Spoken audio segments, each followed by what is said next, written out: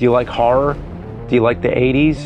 Do you like horror in the 80s? Then you'll love In Search of Darkness. It's a 4-hour plus epic retrospective on 80s horror. This critically acclaimed documentary features an incredible lineup of horror legends, including John Carpenter, Doug Bradley, Tom Atkins, even Elvira, Corey Taylor, and of course, Lloyd Kaufman. Oh, and there's even an interview with this one nerd, James. I think The Shining is probably the best performance in any horror film, maybe ever. I'm not gonna hurt you. I'm just gonna bash your brains. Click the link in the description to pre-order your copy today, and you can get your name in the credits, along with a poster, pin, postcard, and digital download of the film. But act fast because it's only available until midnight, the witching hour on Halloween.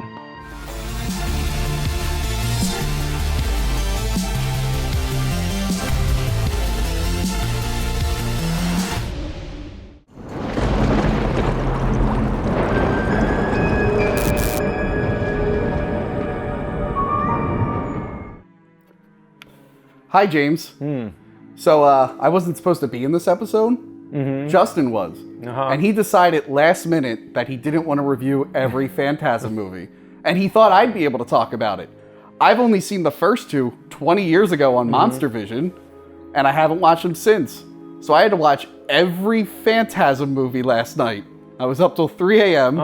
I binge watched them all, and I'm ready to talk about every Phantasm movie. Last time I saw him, it was in December. Joe Bob did his Christmas marathon. Yeah. And he did all the Phantasm movies, except for 2. I think they couldn't get 2 for some reason. But anyway. Yeah, 2 is owned by Universal, I think. So they probably, You know, 3 recaps too in the beginning. Yeah. So that was the first time I saw all the sequels. Yeah. Like, I saw some of them a long time ago, but this was like, last time. And it's a lot of fun. They vary in quality. They do. Sharply. They definitely vary. I really enjoyed the first one a lot. Like, I know a lot of people say it's confusing, but I kind of like surreal, trippy stuff, like ambiguous. When I was a teen, I didn't, so maybe that's why I didn't watch these. But as I got older, like, I kind of like that you can't tell what's a dream. And yeah, some movies are like a stream of consciousness. It's not really meant to make a lot of sense. And I think that works. And then I guess 2, they weren't allowed to do that. Like, the studio said they weren't allowed to be ambiguous. And well, it's written and directed by Don Casarelli, who did Bubba Hotep. Yes, and Beastmaster. Beastmaster, yeah. Beastmaster's good. I like Beastmaster. Yeah. It was good. It was a good, is this his debut, I think? Directorial, 1978? I'm not sure if it's his debut, but... okay, but it's a good, like, it's a good way to start. Yeah, I enjoy it. Plot in a nutshell is just weird stuff going on. There's this, the tall man, they call him the tall man, played by Angus Scrimm.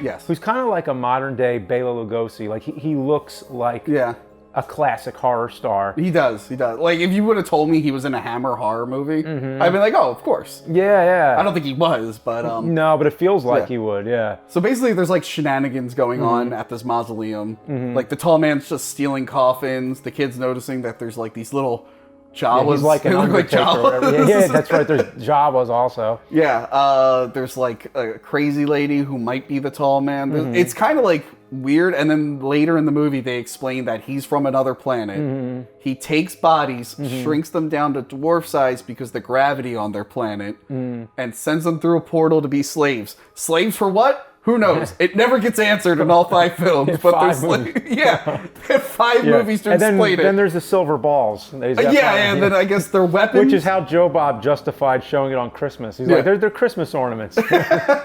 Here's the thing about the silver balls. This is a drinking game you can play if you ever have to binge these. Drink every time you see a light, a crew person, or a camera rig in the reflection of the silver balls. Spoiler, every time. It's every time you see the silver balls. But those are the most iconic things in the movie. The deaths, too. Like, just the thing. I never thought you'd see so many ways somebody could die from a silver ball. The effects in the first one are a little kind of cartoony, but they work. They have like a low budget charm. It reminds me of the first Evil Dead a little bit. Yeah, I liked it more than I thought I was going to like it. I was like, this is fun. This is fun. I wish I got more into it as a kid. Yeah, it took me a couple times. I think the first time I saw the first Phantasm, I was just like, okay, this is weird and confusing. Yeah. You know, I don't get it. And then the second time I started to enjoy it more. And you mentioned Evil Dead. There's another kind of connection a little bit, like the character Reggie, played by Reggie Bannister. He's kind of like Ash Williams a little bit. He reminds me of Ash Williams. He reminds me of the guy from Tremors, where you don't think they're going to be that big of a deal. Yeah. And they end up being the stars of the series. Exactly. I didn't think Reggie the Ice Cream Man was going to be the star of 5. Yeah, that's right. He's an ice cream man. Yeah.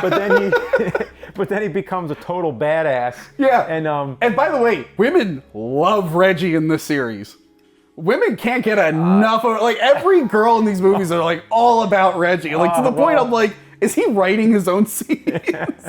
Well, I mean, there's like this thread in all the movies where he's trying to get laid, and he always he like fails all the time. And so it's like he's like the comedy relief character, but he's also the action star because he just looks like a regular dude.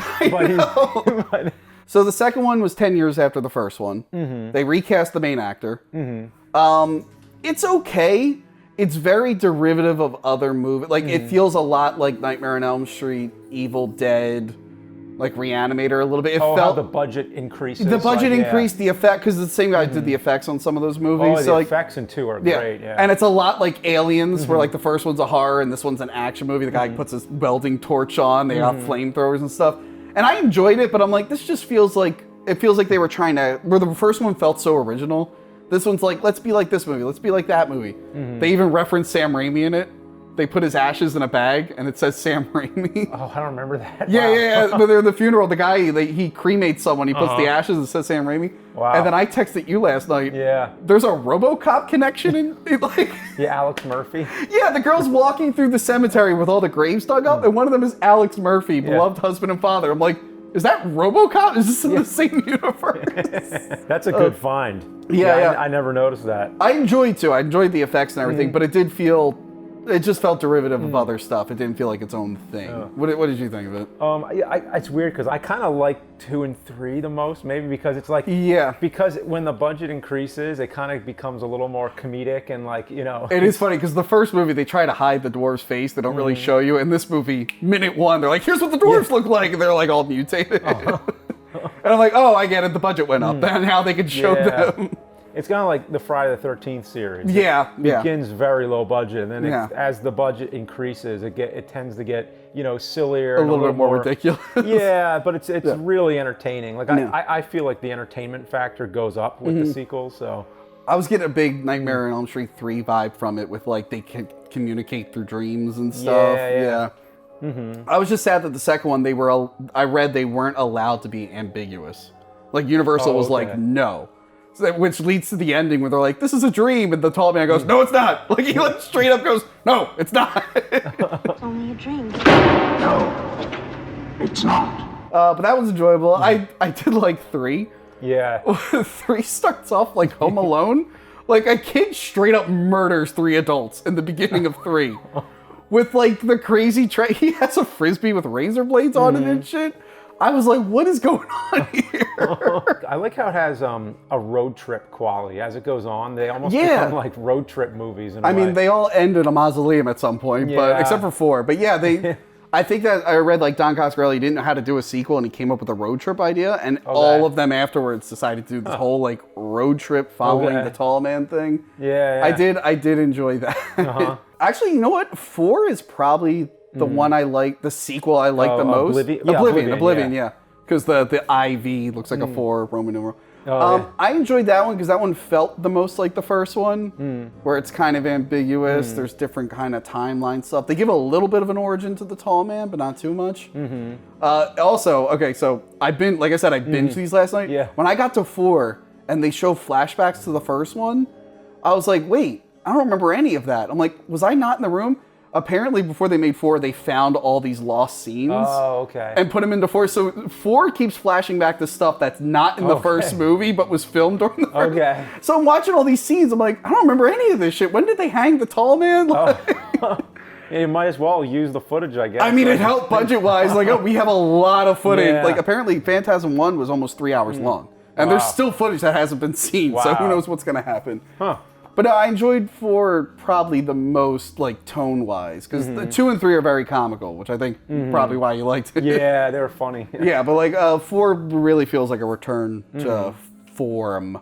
Okay. I enjoy that too. I do like that the original actor comes back after 1 because they replaced him in 2. Michael Baldwin as Michael, yeah. Yeah. Everyone. By the way, I think the actor who plays Reggie's name is Reggie. Yeah, exactly. Yeah. Yeah, Joe Bob had Reggie on the show recently when he did the marathon. He was really cool. Yeah, he seems like a cool dude. He seems like a fun dude. Yeah, he was like, Joe Bob was like, let me recite the whole plot to the Phantasm series, and you tell me if I get it wrong at all. And he's like, okay. And then he just goes into the whole thing. He's going through, and the whole time Reggie's just like laughing. He's like, okay, yep, that's pretty accurate. Yep. So that was 4. What did you think about 4 overall? They tend to blur now. Like now, I got like sequelitis where they blur together. Yeah. The one thing we got mentioned, of course, is the score. The score is great. Yeah. The score is really good. It's got a little bit of like a Exorcist Tubular Bells kind of like. Yeah. Mm-hmm. There was like a modern movie. I think it might be Hereditary or Midsummer. Some of the score in this was reminding me of the score in one of those 2 movies. Oh, okay. Yeah, so like I was really into the score when I was watching this. I'm like, oh man, I'm digging this. And again, I really wish I watched the first one more growing up. I think I would have really liked it.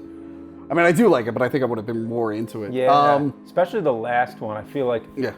Because I enjoyed them all, but I feel like the last one would have been great if you were a Phantasm fan who was following it like for like a long time, and then there was that long gap, and then finally Phantasm Ravager, the final one comes out, and it's like I feel like it did a lot of fan service, like yeah, you know. I didn't enjoy 5 that much.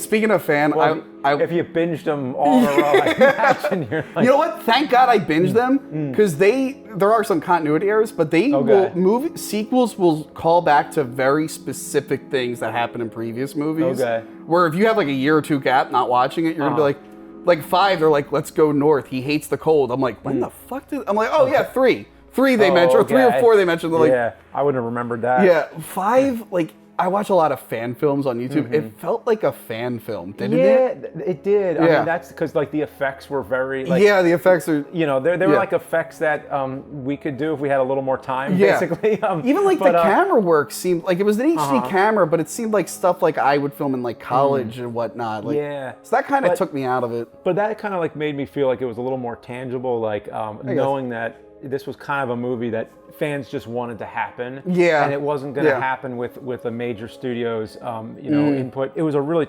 troubled production from what I hear. Like it took a long time for them to finish it. Yeah, you could tell. Yeah. Like Reggie looks like he ages in between whatever sequence they're doing. He he looks like he ages a lot in between sequences. Which kind of like helps it, I guess. Then you have those 2 like realms that he's in. So it makes sense that so it really is like almost like an unfinished movie. And then they finished it up later. And Angus Scrimm, it was, it was his last movie, I think. I mean, he died shortly after that, or even, I don't remember. I think it was after. I read it, I think it was after. So it was released and then... Okay. But it was cool they got him back one last time. I love there was a little bit of an Ed Wood in there where there's very clear stock footage that they added. Like there's footage of like military planes flying or like riots in other countries, but they digitally added balls everywhere. I'm like, oh, this is totally Ed Wood. Oh my God. Yeah. It's like Ed Wood if he had a green screen. If he had computers. But no, I mean, it's a very interesting series. I recommend you binge it. I really recommend you binge them. Yeah. The Joe Bob Last Drive-In is a good way to binge it. Although you'd have to rent 2 because he didn't have 2. Yeah. They have the rights. Yeah, and like I said, I know I said it was derivative, but if you like Evil Dead and Nightmare on Elm Street, you probably like 2 and 3 the most. If you don't like the first one, I say stick with it, see what you think of 2, and then 3. And if you're still not digging it by the time you get to 3, then okay, you're fine. Yeah, but, you're good. Like Because like I said, 4 and 5, they are kind of closer to the first one in tone, but they're built around what happened in 2 and 3. So Yeah. you kind of can't watch them without watching the others. But I say just stick to the first one, really. It ends on a nice ambiguous ending. It's kind of surreal, and I enjoyed it. All right, cool. Wish I didn't have to watch all 5 in one night, but yeah. That Justin, what a bonehead!